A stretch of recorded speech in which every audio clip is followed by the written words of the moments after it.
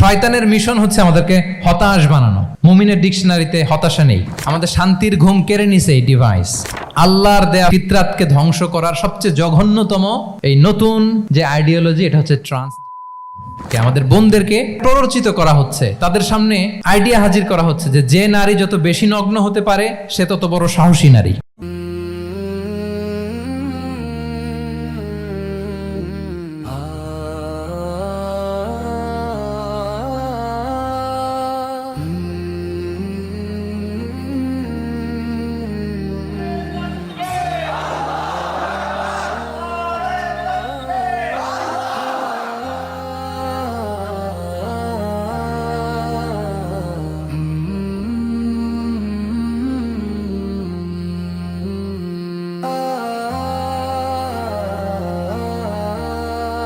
আসসালামু আলাইকুম রহমতুল্লাহি ওয়া বারাকাতুহু। নাহমাদুহু ওয়া নুসাল্লি আলা রাসূলিহিল কারীম, আম্মা বা'দু, ফাআউযু বিল্লাহি মিনাশ শাইতানির রাজীম। বিসমিল্লাহির রহমানির রহিম। আল ইয়াওমা আকমালতু লাকুম দীনাকুম ওয়া আতমামতু আলাইকুম নি'মাতি ওয়া রাদিতু লাকুমুল ইসলাম দীনা। সাদাকাল্লাহুল আযীম। আপনারা খুব চমৎকার সেমিনারের একটা টপিক নির্ধারণ করেছেন যে আধুনিক যুগে ইসলামিক লাইফস্টাইল। শুরুতে আমি ইসলামিক লাইফস্টাইল বলতে আসলে কি বোঝায় এই আইডিয়াটাকে, কনসেপ্টটাকে ক্লিয়ার করে আমি আমার মূল আলোচনায় যাব ইনশাআল্লাহ বিইذনিল্লাহ। খুব সহজে যদি বলি, ইসলামিক লাইফস্টাইল হচ্ছে যে লাইফস্টাইল কোরআন সুন্নাহ থেকে উৎসারিত এবং যে লাইফস্টাইল হচ্ছে এন্ডোর্সড বাই ইসলাম, যে লাইফস্টাইল আমাদের প্রিয় নবী মুহাম্মদুর রাসূলুল্লাহ সাল্লাল্লাহু আলাইহি ওয়া আলিহি ওয়াসাল্লাম তিনি নিজে লিড করে দেখিয়েছেন আমাদেরকে। এটাই হচ্ছে ইসলামিক লাইফস্টাইল। আই রিপিট, যে লাইফস্টাইল কোরআন সুন্নাহ থেকে উৎসারিত, যেই লাইফস্টাইলকে ইসলাম এন্ডোর্সড করে এবং যে লাইফস্টাইল আল্লাহ রাসূল সাল্লাল্লাহু আলাইহি ওয়া আলিহি ওয়াসাল্লাম আমাদেরকে তিনি লিড করে দেখিয়েছেন। এটা একটা কমপ্লিট প্যাকেজ, একটা হোলিস্টিক প্রজেক্ট। এখানে কাটছাট করার সুযোগ নেই, মানে পিক অ্যান্ড চুজ করার সুযোগ নেই। আমার পুরো জীবনটাকেই ইসলামে অনুশাসন দিয়ে যদি আমরা পরিচালিত করি, ইসলামের ছাঁচে যদি সাজাই, সেটা হবে ইসলামিক লাইফস্টাইল। এখানে পিক অ্যান্ড চুজের কোনো সুযোগ নাই। মানে মুসলিম হইলে পার্ট টাইম মুসলিম হওয়া যায় না, ফুল টাইম মুসলিম হইতে হয়। মানে জীবনের প্রতিটা অঙ্গনে ইসলামকে আমাদের প্র্যাকটিস করতে হবে, কারণ আমরা জানি ইসলাম মানে হচ্ছে complete submission, to the order of Allah, to the wish of Allah. কোনো যদি, কিন্তু, তবে ছাড়া আল্লাহর আদেশের সামনে নিজেকে উজাড় করে দেওয়ার নাম হচ্ছে ইসলাম। আই রিপিট, আমি আবারও বলছি, কোনো যদি, কিন্তু, তবে ছাড়া আল্লাহর অর্ডারের সামনে নিজেকে সঁপে দেওয়ার নাম কি? ইসলাম। সবাই বলুন তো, আল্লাহর আদেশের সামনে কোনো যদি, কিন্তু, তবে ছাড়া নিজেকে সাবমিট করা, এই সাবমিসিভ অ্যাটিটিউডের নাম কি? সবাই বলুন তো। তাহলে আপনি পিক অ্যান্ড চুজ করতে পারবেন না যে এটা আমার ভাল লাগে, এটা আমার সাথে যায়, সো আমি এটা নিলাম, এটা আমার সাথে যায় না, সো এটা থেকে আমি দূরে থাকলাম। তাইলে এটা ইসলামিক লাইফস্টাইল হলো না। এই কনসেপ্টটা কি ক্লিয়ার সবার কাছে? এটা একটা total package, it's a total project, it's a holistic program. আপনি আপনার সুবিধা মতো এখানে কাটছাট করতে পারবেন না, নিলে পুরোটাই নিতে হবে। তো আমরা অনেকে আবার কাটছাট করি নিজের মন মতো। তাদেরকে উদ্দেশ্য করে আল্লাহ তাআলা বলছেন, আফাতুমিনুনা বিবা'দিল কিতাবি ওয়া তাকফুরুনা বিবা'দ। তোমরা কি আল্লাহর কিতাবের কিছু অংশ মানো আর কিছু অংশ তোমরা অস্বীকার করো? এটা তোমাদের পলিসি? জেনে রেখো, ওয়ার্নিং দিচ্ছেন যে তোমাদের পলিসি যদি এইটা হয়, তাহলে এই দুনিয়াতে আছে তোমাদের জন্য লাঞ্ছনা, আর আখিরাতে তোমাদেরকে শাস্তির মুখোমুখি হতে হবে। তাহলে কাটছাট করার সুযোগ নেই। আমরা যেটা করি, নামাজ, রোজা, হজ, জাকাতের মতো এই যে আনুষ্ঠানিক ইবাদতগুলো, এগুলোতে আমরা ইসলামকে খুব মানি, ইসলামের অনুশাসন মানি।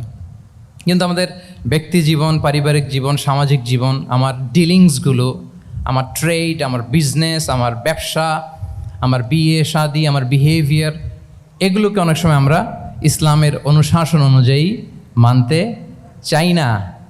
এগুলোর ক্ষেত্রে আমরা অনেক সময় ইসলামের অনুগামী হই না।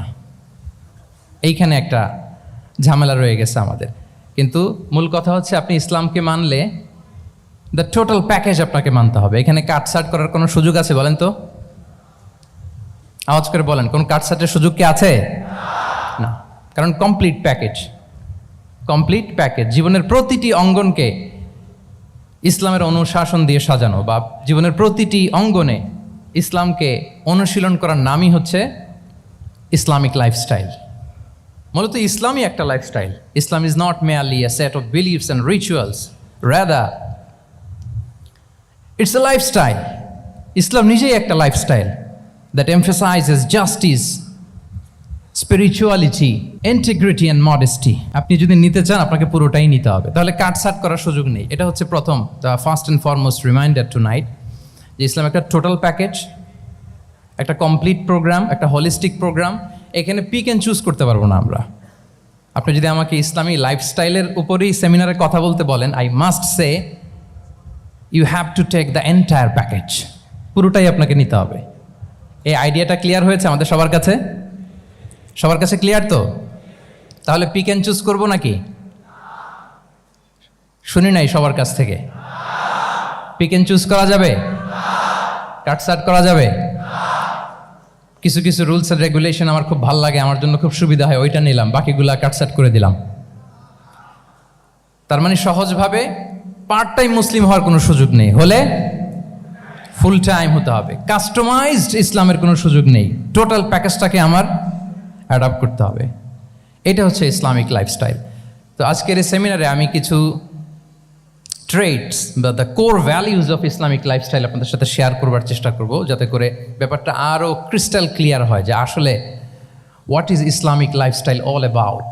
আসলে এটা কি, কিভাবে এটা আমরা অ্যাডাপ্ট করব, কিভাবে এটার সাথে নিজেকে খাপ খাওয়াবো, কিভাবে এটা আমরা প্র্যাকটিস করব। তাহলে প্রাথমিক কথা অলরেডি ডান, যে কাটছাট আমরা করব না, পিক অ্যান্ড চুজ করব না, টোটাল প্রোগ্রামটাই আমরা নেওয়ার চেষ্টা করব।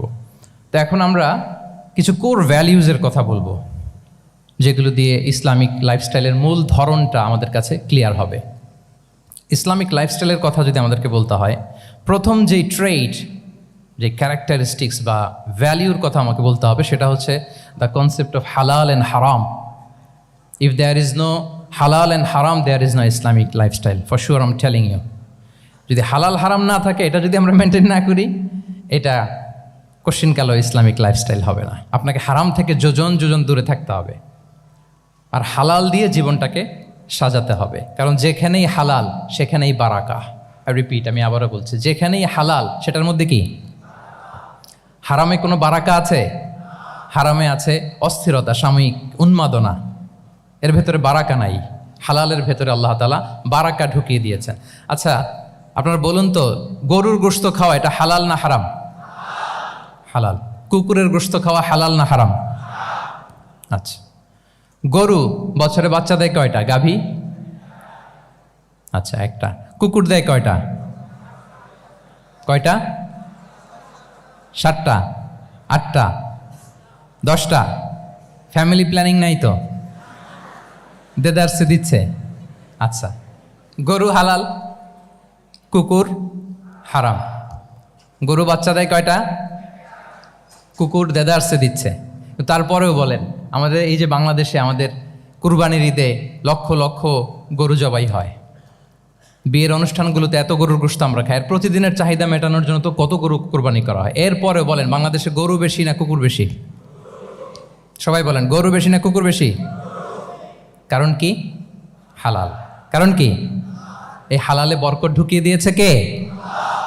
তাহলে if there is no concept of হালাল অ্যান্ড হারাম, there is no Islamic lifestyle.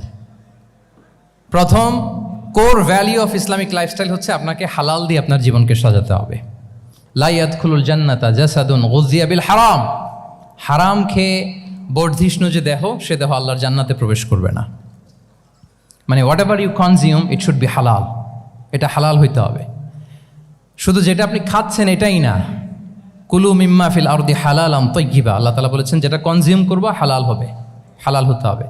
তো এটা শুধু এত ন্যারো কনসেপ্ট না, আপনার জীবনের সবটাই হালাল হতে হবে। ইউর ফুড শুড বি হালাল, ইউর ড্রিঙ্ক শুড বি হালাল, ইউর ইনকাম শুড বি হালাল, ইউর ফ্যাশন শুড বি হালাল, ইউর এন্টারটেইনমেন্ট শুড বি হালাল। সব কিছু হালাল হইতে হবে।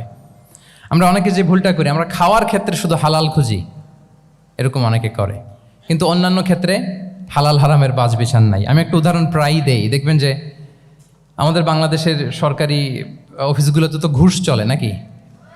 আল্লাহ ঘুষ থেকে এই জাতিকে তুমি হেফাজত করো। আচ্ছা, দেখবেন যে আমাদের বিভিন্ন সরকারি অফিসগুলোর মুসলিম কর্মকর্তারা, তারা ওয়াইন খায় না।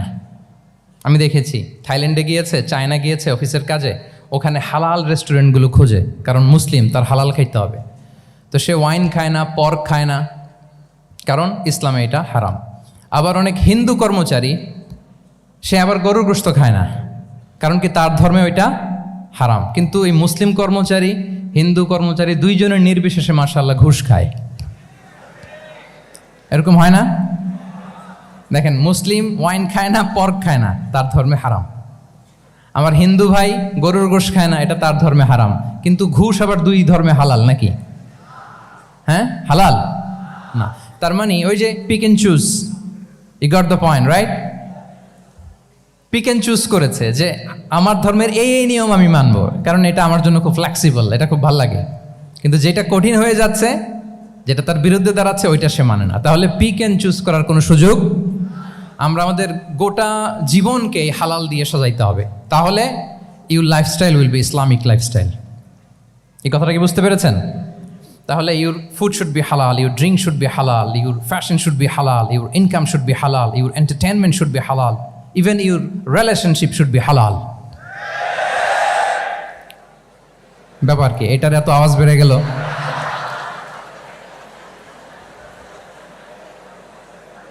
এটা কমন পড়ে গেছে নাকি?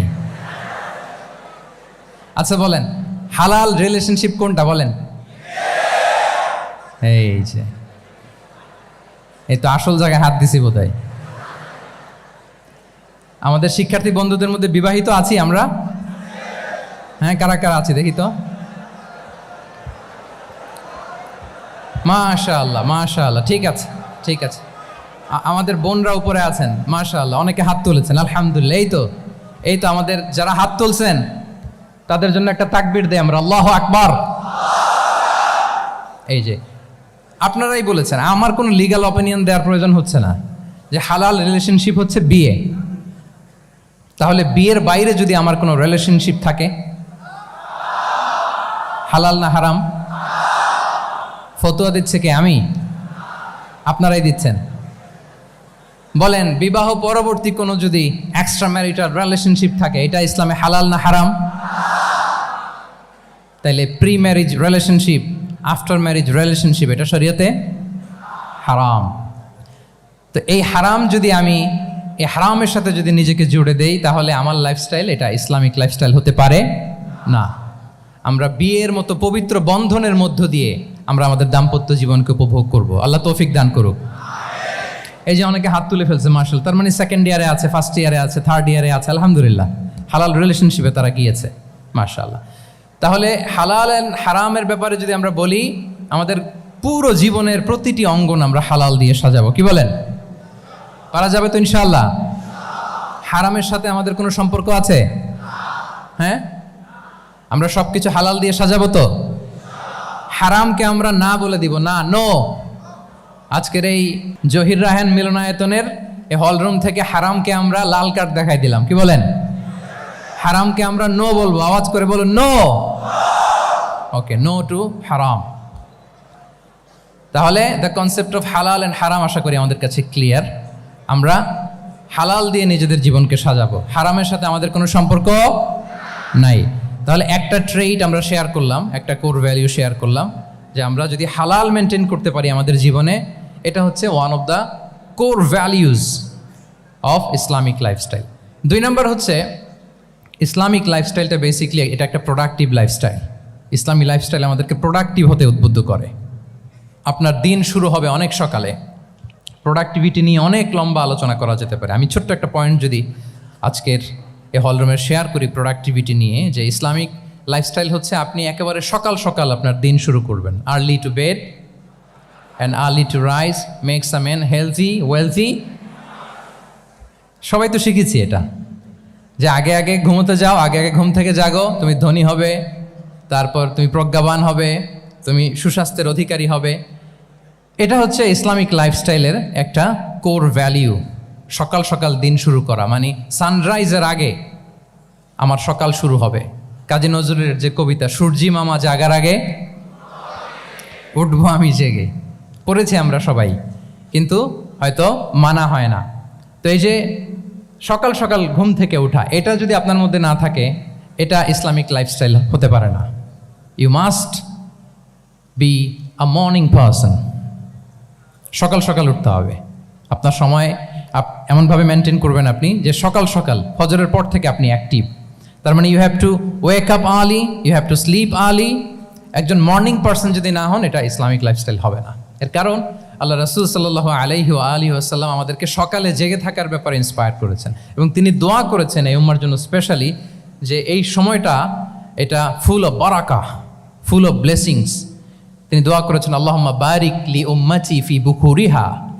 আল্লাহ এই উম্মতের বুকুরটা মানে সকালের সময়টা, লেটস সে সানরাইজের পরে 3-4 ঘন্টা, এই সময়টাকে আল্লাহ আপনি বরকত দিয়ে ভরে দেন। এই সময়টাতে ঘুমানো যাবে না, এটা হচ্ছে বরকতের সময়। এবং আল্লাহ রাসূল সাল্লাল্লাহু আলাইহি সাল্লাম যদি কোনো সামরিক অভিযান প্রেরণ করতেন, এই টাইমে প্রেরণ করতেন, এই বুকুরের টাইমে। এবং সাহাবারা তাদের কোনো ট্রেড ক্যারাভান, ব্যবসায়িক কাফেলা যখন সেন্ড করতেন, এই টাইমটাতে সেন্ড করতেন, কারণ এই টাইমটাতে বারাকা। তো এখন নিজের সাথে মিলিয়ে নেন যে এই টাইমটাতে আমরা কি করি। আমি জানি না আপনাদের কি অভ্যাস। আমি এসে তো শুনলাম যে জাহাঙ্গীরনগর বিশ্ববিদ্যালয়ে নাকি যতজন শিক্ষার্থী ততজনের জন্য এখানে আবাসনের ব্যবস্থা আছে। বাংলাদেশের কোনো ইউনিভার্সিটিতে নাকি এটা নেই। আলহামদুলিল্লাহ, অসাধারণ প্রিভিলেজ, এখানে অনেক সুন্দর সুযোগ। তো এখন বলেন আপনাদের সকালের রুটিন কি বলেন? ঘুমিয়ে থাকেন না জেগে থাকেন? হ্যাঁ, আচ্ছা, ফজরের পরে আমরা ঘুমাই কারা কারা দেখি? সর্বনাশ। আচ্ছা ঠিক আছে, হাত নামান। আচ্ছা, ফজরের পরে আমরা একটু এক্সারসাইজ করি, পড়াশোনা করতে বসি কারা কারা? মাশাআল্লাহ, আছে কিছু, ঠিক আছে, হাত নামান। এবার 2 বারের 1 বারও যারা হাত তোলেননি তারা হাত তোলেন। আপনারা কি করেন? এইটা হ্যাঁ, ডিভাইস। তো সম্মানিত সুধী মণ্ডলী, আল্লাহুম্মা বারিক লি উম্মতি ফি বুকুরিহা। আপনারা আমাকে এনেছেন ইসলামিক লাইফস্টাইল নিয়ে বলতে, তো আমাকে বলতেই হবে ফজরের পরে ঘুমানো চলবে। প্রথমে আমরা হারামকে না বলে দিলাম, এবার আমরা না করে দিব কোনটাকে? হ্যাঁ, ফজরের পরে আজকে থেকে কোনো ঘুম চলবে। আমি এখানে জবরদস্তি করব না, শুধু আপনাদের সামনে আমি প্রেজেন্ট করছি। যদি সেমিনারের যে টপিক নিয়ে আপনারা শুনতে এসেছেন, এটা যদি আপনি অ্যাডাপ্ট করতে চান, অনুশীলন করতে চান, হ্যাঁ, ফজরের পরে আজকে থেকে কোনো ঘুম চলবে। এই সময়টাতে অনেক বারাকা আছে। তো কি করতে হবে? এটার জন্য আগে আগে ঘুমোতে হবে। কি বলেন? অনেকে ফজরের এই বরকতময় সময়টা তারা ঘুমাতে ঘুমাতে মিস করে। এর কারণ দেরিতে ঘুমোতে যাওয়া। আগে আগে ঘুমানোর অভ্যাস করতে হবে। কিন্তু আগে তো ঘুম আসে না, তাই না? এই যে ডিভাইস আমাদেরকে ঘুমাতে দেয় না, আমাদের শান্তির ঘুম কেড়ে নিছে এই ডিভাইস। এই ডিভাইস অ্যাডিকশন, স্ক্রিন আসক্তি, এই স্ক্রিন আসক্তি আমাদের শান্তির ঘুমকে কি করেছে? কেড়ে নিয়েছে। আল্লাহ তাআলা রাতকে বানিয়েছেন ঘুমের জন্য। ওয়াজআলনাল লাইলা লিবাসা। লিবাস মানে আবরণ। আমি রাতকে বানিয়েছি পোশাকের মতো আবরণ করে, যে আবরণ রাত্রিবেলা নিঝুম নিস্তব্ধ অন্ধকার দিয়ে ছেয়ে দেয়। ফলে মেলাটিন নামে একটা হরমোন নিঃসরিত হয়, আমাদের ঘুম ঘুম ভাব আসে। ঘুমের জন্য আল্লাহ তৈরি করেছেন রাতকে। এরপরে আল্লাহ তাআলা বললেন ওয়াজআলনান নাহারা মাআশা।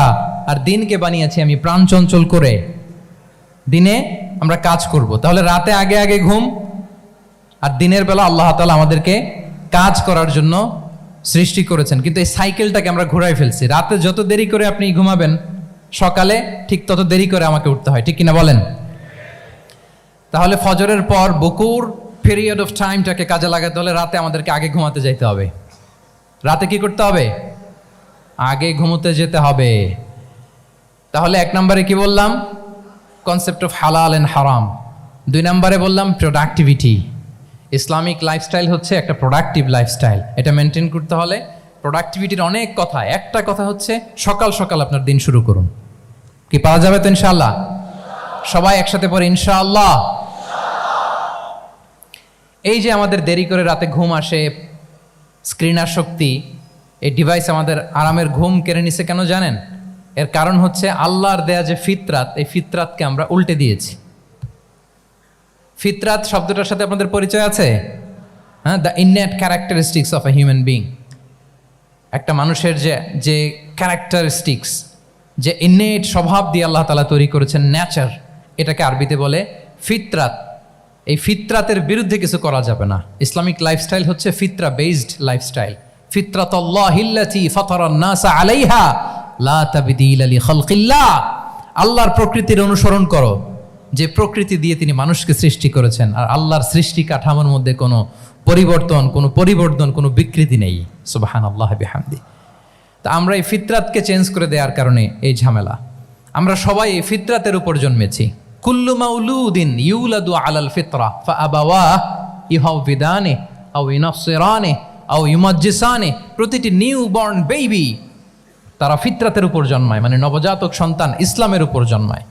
কিন্তু বাবা মা তাকে হয় ইহুদি বানায়, নাসারা বানায় বা অগ্নি উপাসক বানায়। তাহলে এই যে ফিতরাত, আল্লাহর দেয়া ফিতরাতকে যখন আমরা চেঞ্জ করেছি, আমাদের জীবন থেকে বারাকা উঠে গিয়েছে। ফিতরাতকে যদি আরো সহজ করে আমি আপনাদেরকে বুঝাই, তাহলে ফিতরাত হচ্ছে যা কিছু স্বাভাবিক, যা কিছু কল্যাণকর, যা কিছু ভালো, তাই ফিতরাত। আই রিপিট, সুপ্রিয় শিক্ষার্থী বন্ধুরা, ফিতরাত হচ্ছে যা কিছু স্বাভাবিক, যা কিছু ভালো, যা কিছু কল্যাণকর, তাই কি? তাই ফিতরাত। এই যে এখন আরবি কোন মাস চলছে বলেন তো?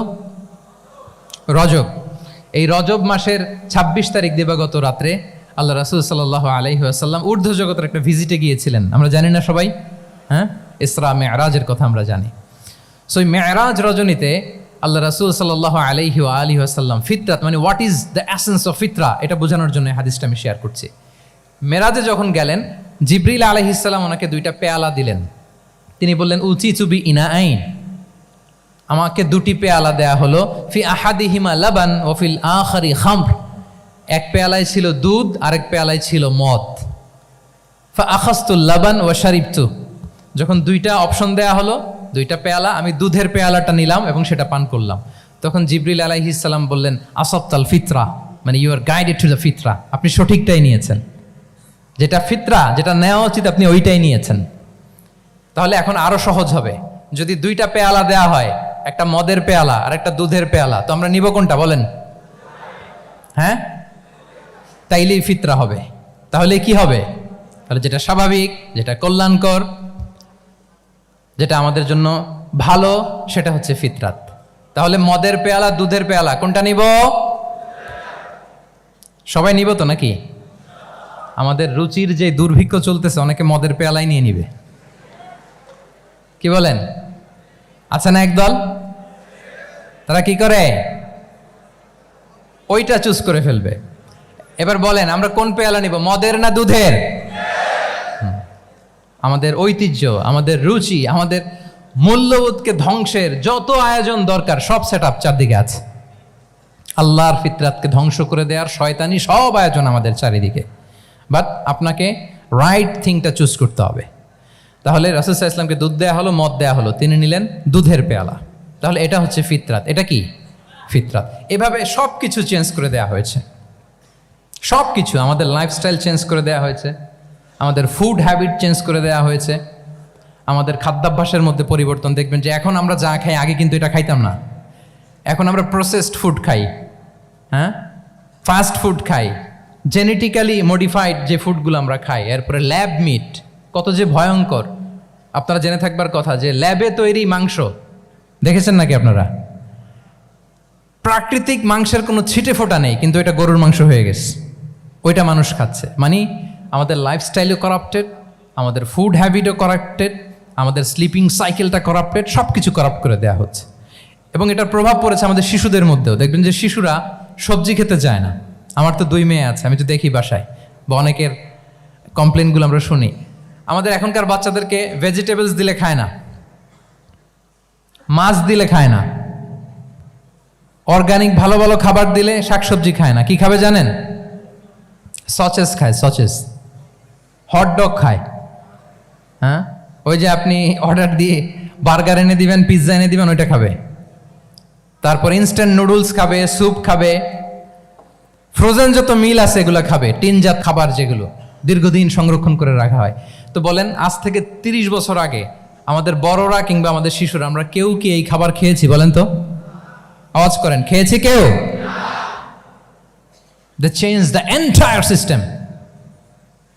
কেন আমরা ইসলামিক লাইফস্টাইল নিয়ে কথা বলছি এখন? কারণ আমাদের পুরো সিস্টেমটাই, আমাদের পুরো ফিতরাতটাই ওরা চেঞ্জ করে দিয়েছে। তারপর ডিভাইস ছাড়া বাচ্চারা খেতে চায় না, কার্টুন দেখে দেখে খাওয়াতে হয় ওদের, কি বলেন? আচ্ছা বলেন তো, আজ থেকে 30 বছর পেছনে ব্যাক টু দ্য হিস্ট্রিতে যদি আমরা যাই, 70-এর দশকে, 80-র দশকে বাংলাদেশের কোনো একটা গ্রামের কথা, একটা পল্লীর কথা আপনি একটু চিন্তা করেন তো। রাত 8টার দিকে, 9টার দিকে আপনি ওই গ্রামের কাউকে খুঁজে পাবেন? 70-এর দশকে, 80-র দশকে একটা গ্রামের পরিবেশের কথা যদি চিন্তা করেন, রাত 8টায় সবার কি অবস্থা বলেন তো? আপনি তো ঘুম খুঁজে পান না, আপনার তো ইনসমনিয়া। আমাদের এখন ট্যাবলেট খাওয়া লাগে না ঘুমের জন্য? আমাদের তো ইনসমনিয়া হয়ে গেছে এখন। কিন্তু আজ থেকে বেশি দূরে না, 30 বছর আগের একটা গ্রামীণ পরিবেশের রাত 8টার পরিবেশ হচ্ছে সবাই ঘুম। আমরা তারও 2 বা 3 ঘন্টা পরে ডিনার করব, কিন্তু ওনাদের মাগরিবের আগে বা পরে ডিনার করে ফেলছে, এশার নামাজ পড়েই কি 1-2 জন না, পুরো গ্রাম জামাতে ঘুম। পুরো গ্রাম জামাতের সাথে ঘুম। তো যে লোকটা 8টার দিকে ঘুমালো, উঠবে কখন বলেন? রাত 3টার পর ওর ঘুম আসবে? আর হ্যাঁ, ঘুমেরও তো একটা লজ্জা শরমের ব্যাপার আছে, আর কত থাকবে এখানে, কি বলেন? আপনি তো ঘুমাতে যান রাত 2টায়, আর আজ থেকে 30 বছর আগে আমার বাংলাদেশের একটা গ্রামীণ পরিবেশে রাত 8টার দিকে সবাই ঘুম। আমরা এখন যেই টাইমটাতে ঘুমোতে যাই, ওই সময় ওনাদের অর্ধেক ঘুম শেষ। ফজরের নামাজ পড়ে আমাদের বাপ চাচারা কি করতো? হ্যাঁ, একটু ব্যাক টু দ্য হিস্ট্রিতে তাকান না। ফজরের নামাজ পড়ে এক বল পান্তা ভাত খাইতো। আমরা তো এখন এতটুক খাইলে আমাদের এটা বার্ন করার জন্য দৌড়াইতে হয় 5 কিলো, জিমনেশিয়ামে যাইতে হয়, কত আয়োজন, কত ওয়ার্কআউট করা লাগে। এক বল কাঁচামরিচ দিয়ে, পোড়ামরিচ দিয়ে ভাত খেয়ে চলে যাইতো ফসল খেতে। দুপুরে আবার এক বল, খাইতে বসলেই এক বল। আমরা সারা মাসে খেতে পারি না এক বল। আচ্ছা, কি খেত? খাওয়ার আইটেমটা দেখেন তো, কোনো ফরমালিন আছে? কথা বলেন। কোনো মেডিসিন ছিল না, একেবারে ফ্রেশ, হ্যাঁ, পিওর অর্গানিক। নিজেদের মাঠ থেকে আনা যে ধান, ঢেকি ছাটার ধান দিয়ে ভাত খেত। বাড়ির পুকুরের মাছ, কোনো ফরমালিন নাই। নিজের চাষ করা সবজি খেত, গোয়ালের দুধ খেত। আমরা অনেকে মনে করি যে আমাদের এই যে সায়েন্স অ্যান্ড টেকনোলজিক্যাল অ্যাডভান্সমেন্টের যুগে আমরা বোধহয় খুব সুখে আছি, আমাদের দাদা পরদাদারা বোধহয় এত সুখ করে যায় নাই। ওনারা যে সুখ করে গেছে তা আমরা চোখেও দেখি নাই। আমার দাদা পরদাদারা যে সুখে লাইফ লিড করেছে তার অর্ধেকও আমরা করতে পারি না। তারাই আসলে শান্তির, সুখের, আনন্দের সময়টা তারা কাটিয়েছে। তাহলে সম্মানিত সুধীমণ্ডলী, পুরো আমি আপনাদেরকে বোঝানোর চেষ্টা করছি যে ইসলামিক লাইফস্টাইল নিয়ে why we should talk about Islamic lifestyle, কারণ পুরো সিস্টেমটাকে তারা কলাপস করেছে, করাপ্ট করেছে। The food habit, the lifestyle, the sleeping style, সব চেঞ্জ করেছে। তো এই জন্য আল্লাহর দেয়া ফিতরাতকে যেন আমরা প্রিজার্ভ করি, আমরা সচেতন হই। এখনই যদি সচেতন না হই, ডিজাস্টার আমাদের জন্য অপেক্ষা করছে। Just wait and see. তাহলে ইসলামিক লাইফস্টাইল হচ্ছে একটা ফিতরা বেসড লাইফস্টাইল। এই ফিতরাকে আমাদেরকে প্রিজার্ভ করতে হবে। তাহলে 3টা পয়েন্ট বলে ফেলছি অলরেডি, যদি আপনাদের মনে থাকে। প্রথমে কি বলেছিলাম? হালাল, হালাল দিয়ে জীবন সাজাবো। 2 নম্বরে প্রোডাক্টিভিটির জন্য কি করব? রাতে দেরি করে ঘুমাবো, তাহলে আগে আগে ঘুমাবো, ফলে আগে আগে ঘুম থেকে জেগে কাজ শুরু করব। 3 নম্বরে ফিতরা, মানে আল্লাহর দেয়া প্রাকৃতিক যে নিয়ম, মানে আলোর সাথে সাথে আমার জীবন শুরু, আলো নাই আমিও ঘুমায় পড়বো, কি বলেন? আপনি উন্নত দেশে তো তাই হয়। জাপানে আমি কয়েকবার গিয়েছি, আগে আগে ঘুমায় পড়ে। ইভেন আমেরিকাতে আমি কয়েকবার গিয়েছি, অনেক অনেক শহরে 8টার পরে সুপার শপ বন্ধ, 8টার পরে ঘুম এরা। আমরা হাঁটছি কোন দিকে? আমরা একটু নিজেদেরকে প্রশ্ন করি। তাহলে 3 নম্বর হচ্ছে ফিতরা বেসড যে লাইফস্টাইল, এটার দিকে আমাদেরকে ফিরে আসতে হবে। 4 নম্বর হচ্ছে মডেস্টি, শালীনতা। One of the core values of Islamic lifestyle. এই শালীনতা আমরা হারাতে বসেছি। মডেস্টি বললে অনেকে শুধু কাপড় চোপড় নিয়ে চিন্তা করে যে ছোট কাপড়, বড় কাপড়। Modesty is not about only clothing, but also your behaviour, your dealing, your overall character. শুধু আপনি মডেস্টি, শালীনতা বললে কাপড় চোপড় নিয়ে চিন্তা করবেন না। এটা আপনার মডেস্টি ইন ইউর স্পিচ, আপনার কথার মধ্যেও, শব্দ চয়নেও মডেস্টি থাকতে হবে, আপনার বিহেভিয়ারে মডেস্টি থাকতে হবে, আপনার ডিলিংসে মডেস্টি থাকতে হবে। এই শালীনতা আমরা হারাচ্ছি। তার বিপরীতে আমাদের